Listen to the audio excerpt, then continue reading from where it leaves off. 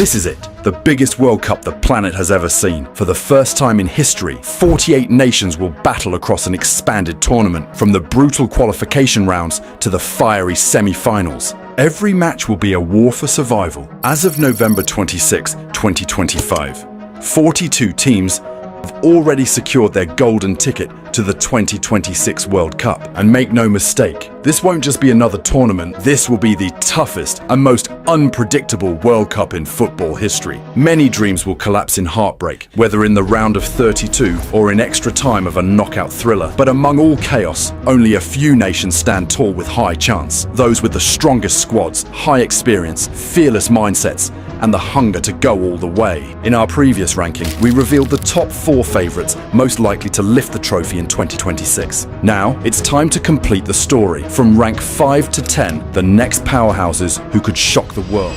The world is watching the light shine bright. One trophy, one chance, one endless fight. Heroes will rise, legends will fall.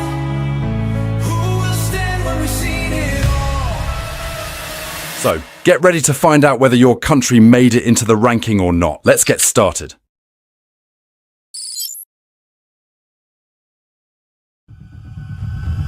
After ranking 4th comes the 5th strongest nation in world football, the land of the Three Lions, England.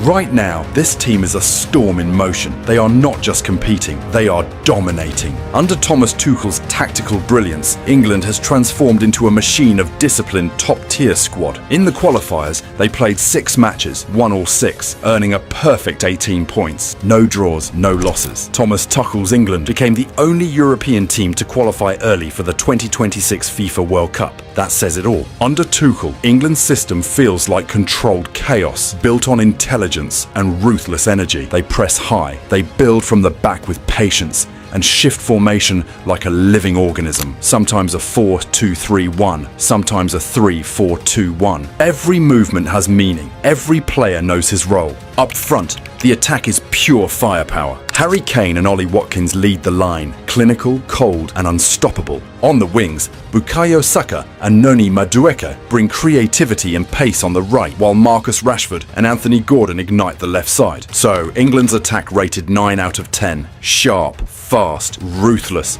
In midfield, the control centre beats stronger than ever. Declan Rice anchors the heart, with Jude Bellingham, Jordan Henderson, and Elliot Anderson driving forward. Ahead of them, the creativity shines through Eberechiez, Cole Palmer, and Morgan Rogers, Tuchel's hidden weapons. This midfield is rated 8 out of 10, more attacking, more fearless than ever. At the back, the defence stands tall, a wall of iron and calm. John Stones, Mark Guehi, Ezri Konsa, and Dan Burn guard the centre, while Luke Shaw and Tino Livramento handle the left, and Reece James or Trent Alexander-Arnold dominate the right. Defense rating, 7 out of 10. Reliable, powerful, but still with room to sharpen. And finally, between the posts, the ever-trusted Jordan Pickford, Everton's guardian. His distribution, his reflexes, his penalty saves, all sharper than ever. Behind him, Dean Henderson and Nick Pope, ready when called. Goalkeeper rated 7 out of 10. So you can see, this 2026 English squad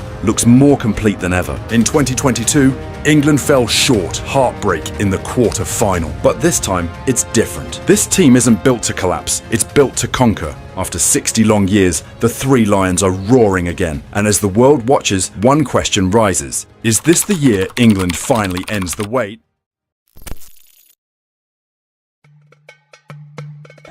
After England, at rank number 6, stands the Oranje, the Netherlands. According to FIFA's latest rankings, the Netherlands proudly hold the 6th position. That clearly proves their steady return among football's elite. The Netherlands has never won the FIFA World Cup. From Johan Cruyff's golden era in the 1970s to the 2010 final heartbreak against Spain and the dramatic penalty exit to Argentina in 2022, their story has always been one step away from ultimate glory. Yet under Ronald Koeman's renewed leadership, the Dutch are rebuilding with discipline and determination. They are ready to rise once more. Under Koeman's guidance, the Netherlands have become a symbol of tactical flexibility and mental strength. Their formation changes fluidly between a 4-3-3 and a 3-4-1-2, balancing defense with creativity. Every pass is purposeful and every movement designed. In the 2026 World Cup qualifiers, they are currently in the first position of Group G, with 5 wins, 1 draw, and 16 points, showing dominance and stability. And at the heart of it all stands their captain, Virgil van Dijk, a leader who is committed to guiding the national team until at least the 2026 World Cup. For him and for this generation,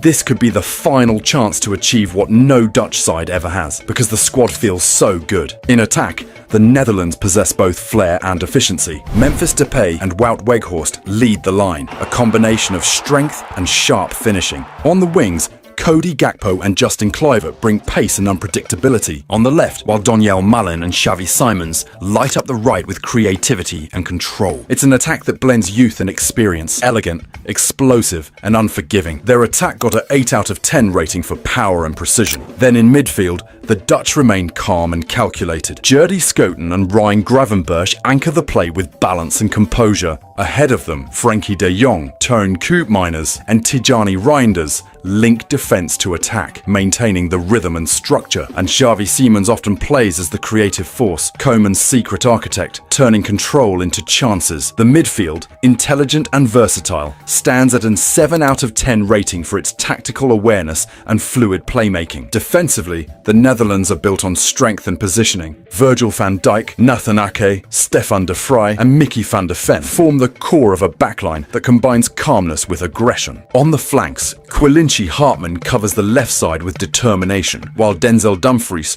or Jeremy Frimpong take charge on the right with intensity. The defense earns a 6 out of 10 rating. Strong, organised, but still with space to sharpen consistency. And lastly, behind them, Bart Verbruggen stands as the first choice goalkeeper, Brighton's young but fearless talent. His quick reactions, composure and confidence under pressure make him one of Europe's rising stars. Supporting him are Mark Flecken and Robin Roefs, ready to step in when needed. The Dutch goalkeeping unit earns a 7 out of 10 rating for reliability and growth potential. The Dutch have always been so close yet so far. 3 finals, 1974, 1978, 2010. They invented beauty in football. Their system inspired Barcelona's tiki-taka, Guardiola's tactics, even modern football's pressing game. Yet, despite teaching the world how to play, they never lifted the ultimate trophy. Now, with a new wave, Virgil van Dijk's final era of leadership, Frenkie de Jong's prime, Xavi Simons' rise, and Cody Gakpo's killer instinct, the Netherlands stand at a crossroads. Either they finally complete the circle, or they remain the eternal almost champions. The Netherlands' journey is one of constant rebirth. They have come close too many times, suffered heartbreak too often, yet never lost their identity. This current generation carries the same dream that past legends once held, to lift the World Cup for the very first time.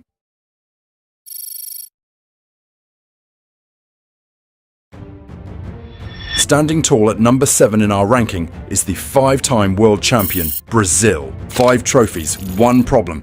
They're all collecting dust from 2002. Yes, Brazil sits at FIFA ranked number 7, not because of what they're doing, but because of what their grandfathers did. Those yellow jerseys used to strike fear. Now, it just feels nostalgia. But at least, Brazil qualified directly from CONMEBOL, finishing 6th with 29 points. Yes, their worst ever World Cup qualifying campaign in history. Let that sink in. The nation that invented Jogo Bonito barely scraped through South America's gauntlet. Sure, they tightened up defensively toward the end, just 4 goals conceded in their last 6 matches. And Carlo Ancelotti's tactical tweaks are working, but working for Brazil used to mean thrashing opponents, not grinding out 1-0 wins against Bolivia. This is the same team that once made qualifying look like a victory lap. Now it feels like a stress test. But let's be honest, Brazil's World Cup legacy is unmatched. 1958, 1962, 1970, 1994,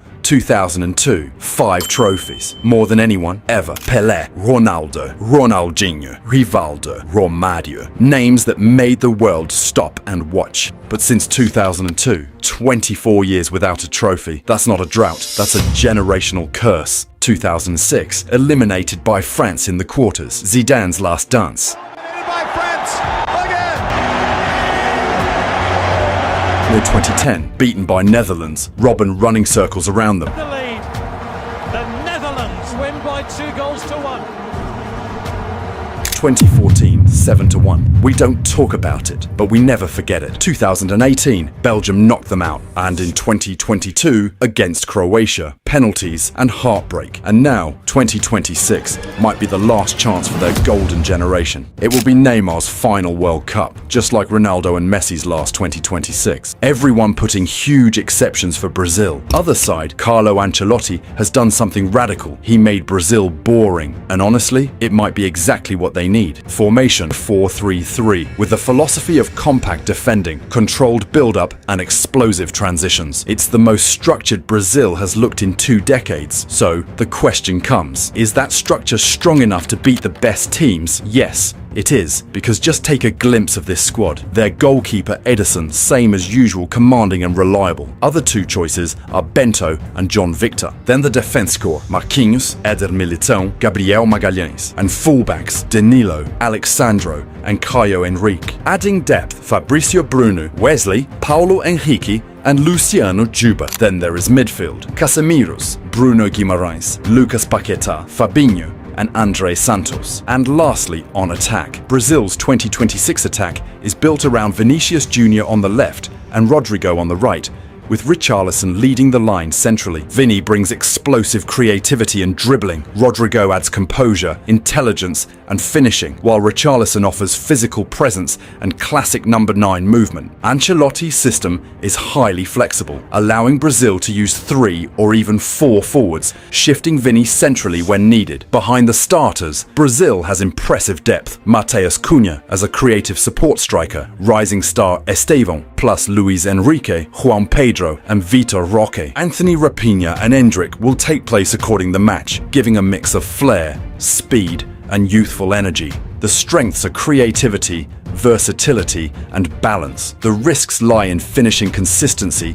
chemistry and reliance on star fitness. Overall, the attack is world-class, adaptable and deep enough to threaten any team in 2026. So the question is, why rank them 7? Here's the hard truth. Brazil's 8% chance of winning the World Cup isn't based on their squad, it's based on their form. So, world-class talent in every position, a proven trophy-hoarding coach and a squad desperate to end a 24-year wait. But the weakness is consistency issues and the weight of a nation's expectations. If they fix their problems, the defensive lapses, the midfield disconnects, the over-reliance on individual brilliance, Brazil can reach the final. But can and will are 2 very different things.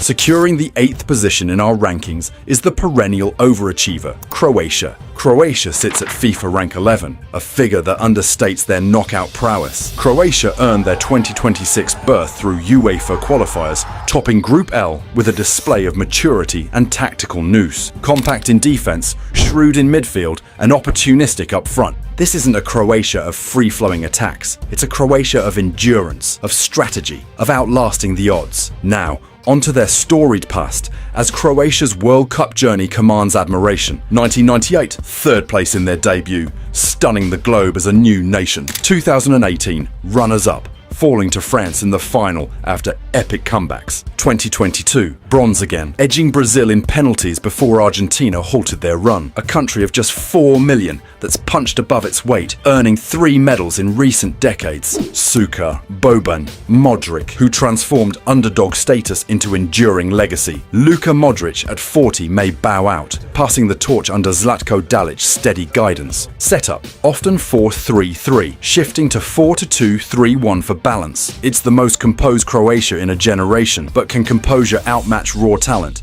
When breaking down the squad, in goalkeeper position, Dominik Livakovic stands tall, reliable in big moments. Supports include Nedeljko Labrovic and Ivica Ivusic. In defense, Josko Gvardiol and Martin Ehrlich form a robust core. Fullbacks, Borna Sosa, Josip Juranovic and Domagoj Bradaric offer width and defensive cover. Reserves, Duje Kaletakar, Marin Pongratic and Kristijan Jakic bolster the backline with physical edge. Midfield, Luka Modric orchestrates with vision, Mateo Kovacic adds drive, Marcelo Brozovic provides steel. And options, Lovro Major for flair, Nikola Vlasic for energy and Mario Pasalic for versatility. On attack, Andrej Kramaric leads the line, clinical finisher with movement. Ante Budimir and Bruno Petkovic compete for spots. Wings.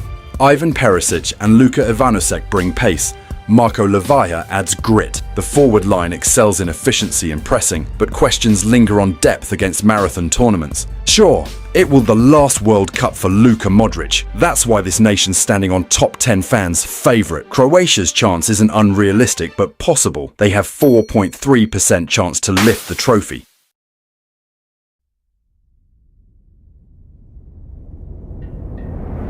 Rising proudly at number 9 in our ranking is the Morocco national football team, better known as the Atlas Lions. According to the latest FIFA rankings, Morocco holds the 12th spot globally, though they've never lifted the World Cup trophy. But the story of Morocco is one of remarkable transformation. Their defining moment came in 2022. Morocco reached the semi-finals, becoming the first African and Arab nation ever to do so, before finishing 4th overall. It was a performance that didn't just surprise the world, it announced Morocco's arrival among football's elite. Beyond the World Cup, their trophy cabinet includes the 1976 African Cup of Nations, 2 African Nations Championships, and the FIFA Arab Cup showcase this philosophy perfectly. Organised defending, tactical awareness, and the ability to strike when opponents least expect it. For 2026, the approach remains rooted in these principles, but with added dimensions, raising the tempo to force opponent errors, integrating technical skill with mental toughness, and maintaining the tactical prowess that has made them dominant in Africa. Recent youth successes, including the U20 World Cup triumph, signal a bright future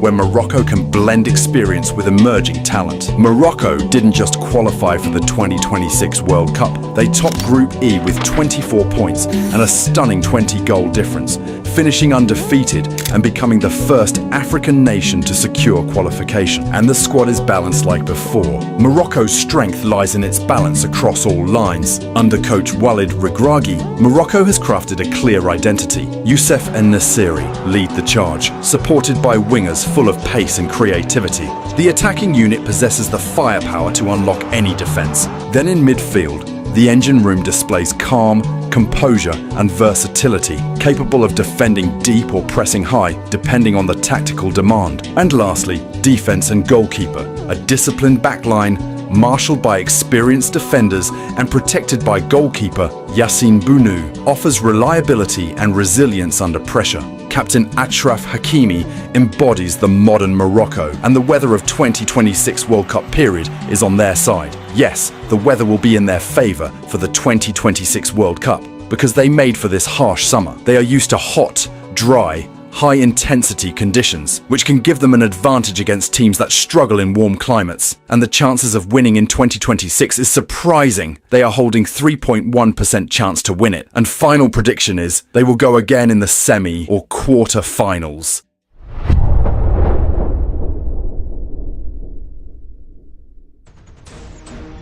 Sliding in at number 10 in our ranking is the land of fjords and frozen miracles, Norway. 0 trophies, 1 hope. They're finally showing up to a World Cup after 28 years of watching from the couch. Yes, Norway sits at FIFA rank 29. Norway qualified directly from UEFA Group Y, topping it with authority and sealing their spot with key wins, including a 4-1 demolition of Italy on their turf. Their first World Cup since 1998, they locked it down at the back, conceding just 3 goals in their last 6 matches. And Ståle Solbakkens tweaks are clicking, and now 2026 might be their breakout party. It'll be Haaland's first World Cup, Ødegaard's too. Everyone's putting massive expectations on these Vikings. On the flip side, Solbakken has done something new. He made Norway organised, and it might be exactly what they need. Formation 4-3-3, with a philosophy of zonal defending, compact shape, and ruthless counters. They often shift to a 4-2, 3-1 for added control. It's the most cohesive Norway has looked since the 90s.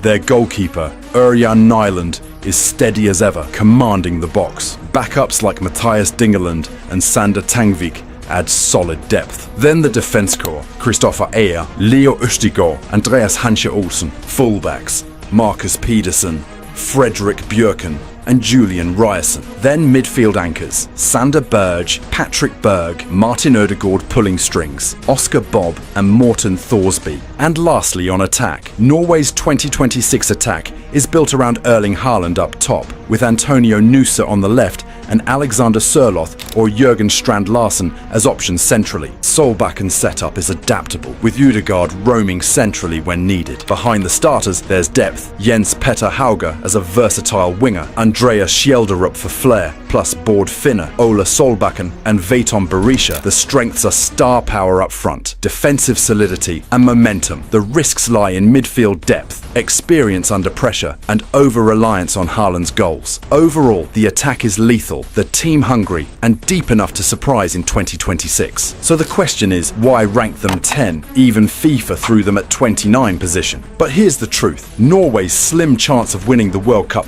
isn't based on their talent. It's based on their current form. One man can change their faith, and Haaland isn't a human at all. He can flip the situation at any match. But the weaknesses are inexperience at the top level, potential depth issues in big games, and the weight of finally having expectations. If they continue to play with this form, then World Cup is very hard, but not impossible either. So if you have your own top 10 rank, then share your opinion, and the video showing on your screen is the first part. Click to watch top 4 ranking.